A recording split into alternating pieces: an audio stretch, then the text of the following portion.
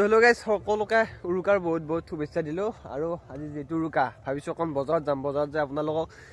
দামবিলাক কেনেকুৱা অকণ দেখাবলৈ চেষ্টা কৰিম আৰু এইবাৰ কিবা বিহু ফিলিংছটো হোৱা নাই কাৰণ কিয় জানে পুৰা পুৱাই বৈদ্য ৰ'দ ওলাইছে এতিয়া হিচাপমতে কুঁৱলী দি থাকিব লাগিছিল পুৱাই কুঁৱলী দি থাকিলে ঠাণ্ডা আহিলে অলপ বিহুৰ ফিলিংছটো আহে এবাৰ বিহুৰ ফিলিংছে নাই কাৰণ পুৱাই যি ৰ'দ ওলাইছে ডাল বেয়া ৰ'দ ওলাই দিছে পুৱাই আৰু এতিয়া বজাৰত যাম বজাৰৰ বস্তুবিলাকৰ দাম দেখাব চেষ্টা কৰিম ব'লক তেন্তে বিহু বুলিয়ে এপাক বজাৰৰ পৰাই আহোগৈ আৰু এইফালে মোৰ ভণ্টি শিবান্যা প্ৰথমবাৰ আজি ফাৰ্ষ্ট লৈছোঁ কান্দি আছে এইটো 10 বছৰ পাছত ভিডিঅ'টো চাব পাৰিব কেনেকুৱা আছিল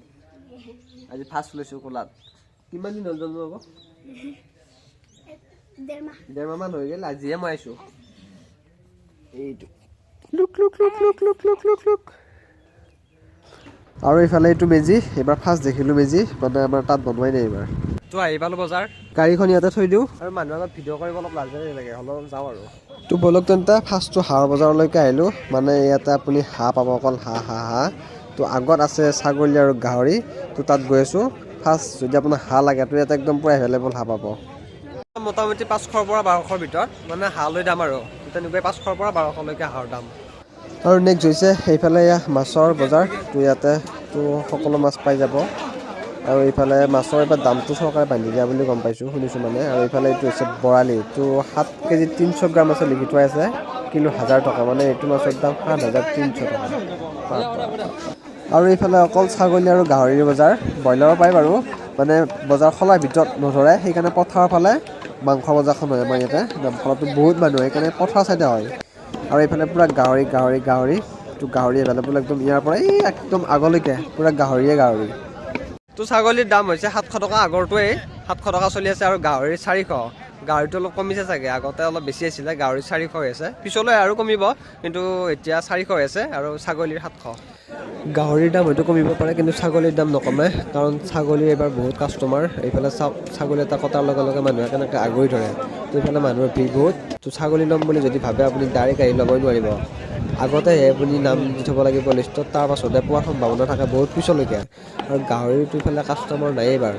গাহৰি কিন্তু বৰ্তমান 400 পিছলৈ হয়তো 250 মানলৈকে যোৱাৰ সম্ভাৱনা আছে কিন্তু ছাগলী হয়তো পিছত 800 মানলৈকেহে যাব পাৰে গাহৰি কমিব ছাগলী বেছি হোৱাৰ সম্ভাৱনা আছে আৰু বজাৰৰ পৰা আহি গ'লোঁ আৰু চুঙা পিঠা পুৰিব লাগিব ৰাতি যিহেতু সেইকাৰণে এতিয়া কটা বাঁহৰ আগেলি কাটি আছে তো দেখাই আছোঁ আপোনালোকক কটা বাঁহৰ আগেলি বেষ্ট হয় চুঙা পিঠা পুৰিবৰ কাৰণে বাকী বিজেলি আৰু মকল কিবা কিবিৰো বনাব পাৰি কিন্তু কটা বাঁহৰ 1 নম্বৰ হয় তো এইটো কটা বাঁহৰ আৰু এইফালে গাঁঠি এটা আছে এইটো বঢ়িয়াকৈ ফুটাব লাগিব ফুটাই ৰাতি ধুনীয়াকৈ চুঙা পিঠা বনাব লাগিব বিজেলি বাঁহৰ হ'লে গাঁঠিটো বহুত দীঘলটো মানে পাতটো বহুত দীঘল এইটো ফুটাৰ প্ৰয়োজন নাই সেইটো মানে এটা চুঙাতে হৈ যায় কিন্তু এইটো মানে দুটা লাগিব মানে ফুটাব লাগিব এইটো বিজেলি বাঁহৰ হ'লে মানে কি এইটো এটা পাপে এইখিনিমান দীঘল থাকে মানে ইয়াৰ পৰা একদম এইখিনিমানলৈকে থাকিব মানে এটা পাপতে হৈ যায় কিন্তু কটা বাঁহৰ দুটা পাপ লাগিব কাৰণ চুটিটো এইটো এইখিনিৰ পৰা এইখিনিলৈকে ইমান কম পাপতটো চুঙা পিঠাটো নহ'ব সেইকাৰণে দুটা পাপ লাগিব আৰু এইটো ফুটাব লাগিব চুঙা পিঠা ফুটাবৰ কাৰণেতো ইমানডাল লাগিব তো ইমানডালেৰে চুঙাটো ফুটাব লাগিব তো তাৰপাছত এই চিষ্টেমত তো চুঙাটো ফুটোৱা হয় আৰু এনেকৈ এইফালে দেখাই আছোঁ আপোনালোকক তো এয়া চিষ্টেমটো এইটো এনেকৈ চুঙাটো ফুটোৱা হয় তো এইটোৱে আছিল আজি এটা চিম্পল ভিডিঅ' এনে অকণ বজাৰলৈ গ'লোঁ আৰু ভিডিঅ' এটা কৰিলোঁ ভাবিছোঁ এনে আৰু উৰুকা বুলি ভিডিঅ' এটা দি দিওঁ আৰু সকলোকে পুনৰবাৰ উৰুকাৰ বহুত বহুত শুভেচ্ছা দিলোঁ তো আজিলৈ এইখিনিয়েই বাই